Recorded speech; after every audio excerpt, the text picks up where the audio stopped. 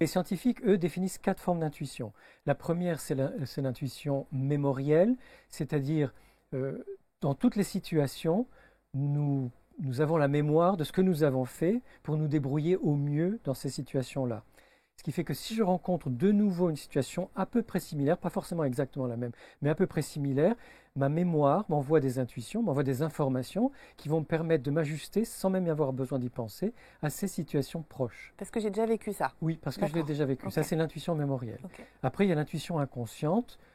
Par exemple, là, il n'y a pas dans ce très beau studio, il n'y a pas d'ouverture sur l'extérieur. C'est vrai. Et je sens qu'il pleut, par exemple, ou qu'il y a du vent ou quelque chose. Je ne peux pas l'entendre, je ne peux pas le voir. Et en sortant tout à l'heure, on se rend compte qu'effectivement, bon là c'est un exemple que je donne pour Non, je veux expliquer. pas qu'il pleuve Non, quand il on pleut sort. pas, il pleut pas. C'est juste dans l'exemple. Mais en tout cas, on a des intuitions de quelque chose qui se passe alors qu'on ne le sent pas, qu'on ne l'entend pas et qu'on n'a pas d'informations sensorielles par rapport à ça. C'est l'intuition inconsciente et qui peut donner naissance à des... Quand on sent des choses qui se passent, quelqu'un qui nous regarde par exemple derrière, on ne peut pas le voir. On est dans le train ou dans le métro, quelqu'un nous regarde, on se retourne, on se rend compte qu'on est regardé.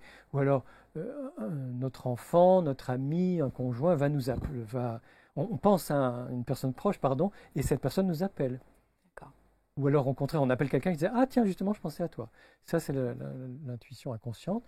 Il y a l'intuition métacognitive qui concerne surtout les artistes et les chercheurs qui sont dans une recherche ou la création d'une œuvre, laissent tomber leur recherche ou leur œuvre, et en se promenant, en nageant, en prenant leur douche, en faisant une sieste, pof, ont la représentation ou l'idée qui répond exactement à une énigme ou une impasse dans laquelle ils étaient.